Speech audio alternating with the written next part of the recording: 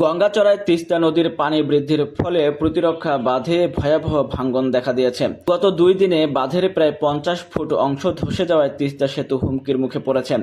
LGED ও পানি উন্নয়ন বোর্ডের সমন্বয়হীনতাকে দায়ী করেছেন স্থানীয়রা। গত বছরও উজানে বাঁশের পাইলিং দিলেও তা পানির তোরে টিকতে পারেনি। স্থানীয়রা জানান, দীর্ঘদিন ধরে ব্যবস্থা না নেওয়ায় ভাঙন এখন সেতুর গোড়ায় পৌঁছে গেছে। বাঁধের 250 ফুট অংশ ইতিমধ্যে নদী গর্ভে বিলীন হওয়ার উপক্রম। এই অবস্থা চলতে থাকলে যে কোনো মুহূর্তে তিস্তা সেতু বড় ধরনের ঝুঁকির মুখে পড়বে। পানি উন্নয়ন বোর্ড এবং এলজিইডির দায়িত্বশীলতার অভাবে আজ এই পরিস্থিতির সৃষ্টি হয়েছে বলে ভুক্তভোগীদের দাবি।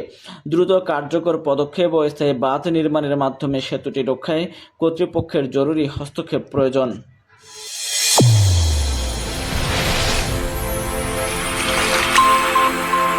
চ্যানেল A1 হৃদয়ের স্পন্দন।